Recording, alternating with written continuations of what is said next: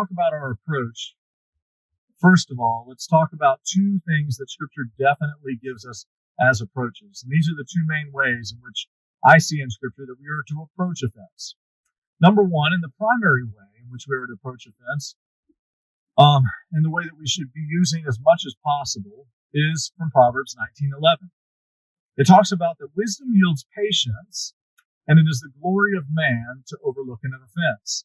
Wisdom yields patience, and it is the glory of man to overlook an offense. Another version says virtue of man to overlook an offense. First thing we should be trying to do in our approach, guys, is overlook an offense. Right? Overlook an offense. That should be the goal of our Christian life, is to overlook an offense. We should be aiming to do that at all times. Colossians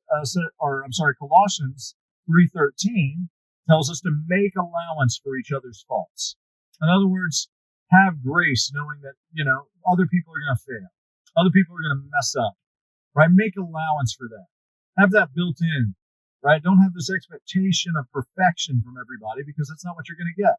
Make allowance for other people's faults, right? So we should be really making allowance for people's faults and covering their faults. That should be the goal first and foremost in the Christian life, right? Love covers a multitude of sins. The goal should be to overlook offenses as much as humanly possible.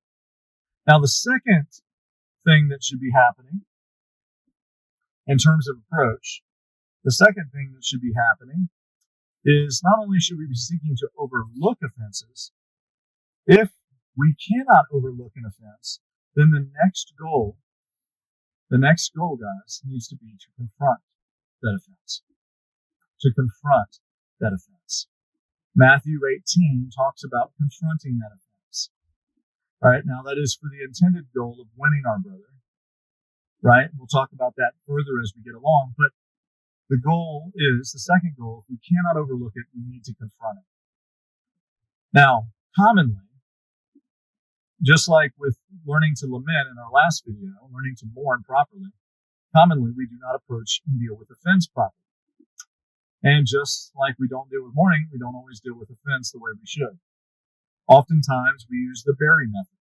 We just kind of bury it and forget it, and hope it goes away. Until, of course, the person offends us again, and then we dig it back up, and it becomes a problem again, and then it compiles like a snowball effect, right? Or the meats, think of raw meat. If you bury it in the ground, after a while, it's going to be extremely putrid, right? Now, when you pull it out, right, you're going to have a putrid attitude, just like that putrid piece of meat. It is not the right way to go about dealing with offense, right? We need